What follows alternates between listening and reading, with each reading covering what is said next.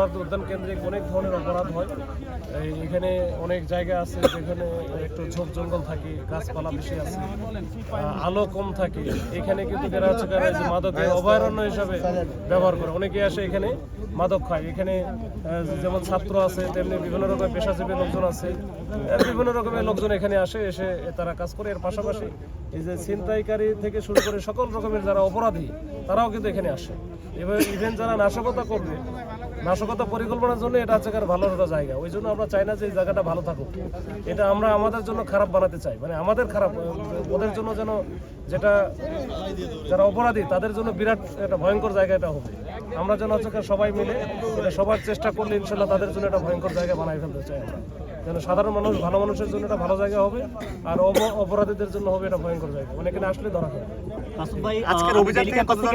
বলছিলাম আপনার এই সোহরাওয়ার্দী উদ্যানের রমনার যে গেটটি রয়েছে এবং সেখানে যে একটি ওভারব্রিজ রয়েছে তার উপরে নিয়মিত পতিতারা সেখানে দেহ ব্যবসার কাজে জড়িত, এটি আমরা কয়েকদিন দেখেছি এবং আমাদের কাছে ডকুমেন্ট সহ আছে। তাদের ব্যাপারে কি বলবেন? এটা কি রাতের বেলা? হ্যাঁ, রাতের বেলা, এবং পুলিশের সামনে সেখানে আমরা উপস্থিত পুলিশ দেখতে পেরেছি, এমন ফুটেজও আমাদের কাছে আছে। না, পুলিশের ছত্রছায়া করে না, পুলিশের উপস্থিতিতে, কিন্তু পুলিশ সেখানে নীরব ভূমিকা পালন করে। এরকম হওয়ার কথা না, হয়তো পুলিশ হয়তো বুঝতে পারে, ওই সময় না বোঝার কারণে এটা হতে পারে। কিন্তু পুলিশ যদি বুঝতে পারে যে এটা এই ধরনের কাজ করে বা অন্য ধরনের উপরে, আমরা শুনছি যে এরকম ওই যে ফ্লাইওভারে, বিশেষ করে ফ্লাইওভার এবং এই যে ওভারব্রিজ বা ওভারপাসে যেগুলো আছে, ফুট ওভারব্রিজগুলো, এখানে ওই যে ছিনতাই বেশি হয়। দেখা গেলো যে মোবাইল টোবাইল টান দিয়ে নিয়ে যায়, একজনকে পাই, ওরা 3-4 জন থাকে, একজন উঠতেছে হয়তো ওখানে ছিনতাই করে নিয়ে যায়। এটা নিয়ে আমরা কাজ করতেছি। কিন্তু এখানে দেহ ব্যবসা বা এই ধরনের যে জিনিসগুলো নলেজে নাই আমার, এটা দেখে আমরা পরবর্তীতে এটা আমাদের মাথায় থাকলো, এটা কাজ করবো। আমরা দেখতে পেয়েছি এখানে বেশিরভাগ শিশু এবং মহিলাদেরকে দিয়ে এইসব করানো হয়।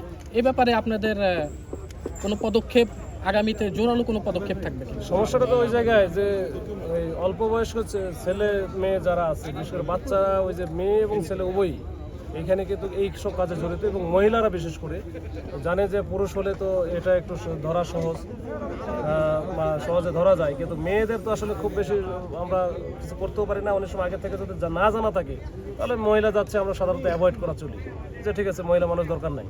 তো এটা আমরা জানি, এটা আমাদের অনেক তথ্য আছে, এই তথ্য নিয়ে আমরা কাজ করতেছি।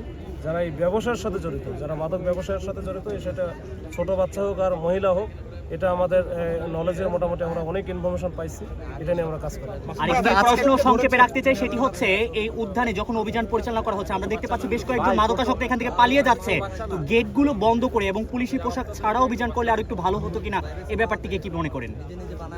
পুলিশের পোশাক মানে পোশাক ছাড়া আবার আসলে, মানে সাদা পোশাকে না, বুঝতে পারছি যে আমরা ইউনিফর্ম ছাড়া আসলে আবার তখন আবার এটা নিয়ে আবার প্রশ্ন উঠবে, বা এখানে যারা দর্শনার্থী, এখানে তো অনেক হিউজ পরিমাণে দর্শনার্থী থাকে, যারা অনেকে একটু ঘোরার জন্য আসে, বেড়ানোর জন্য আসে, অনেকে ফ্যামিলি নিয়ে আসে।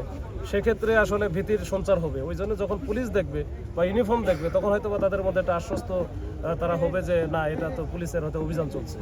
কয়জনকে গ্রেফতার করেছেন এই মুহূর্তে? আর কি পেয়েছেন তাদের কাছে, কি পেয়েছেন? গ্রেপ্তার এখন পর্যন্ত সংখ্যাটা সুনির্দিষ্টভাবে বলা একটু মুশকিল, আমরা থানায় গেলে বুঝতে পারবো। 15-20 জনের মতো হবে। এটা আমরা ওই যাদের কাছে মাদক পাইছি, বিশেষ করে যে ছিল ইয়াবা তো তাদেরকে ধরা হয়েছে। এখন দেখা যাক, আমি যাওয়ার পরে এটা বললে তখন হয়তো বা সুনির্দিষ্টভাবে বলা যাবে।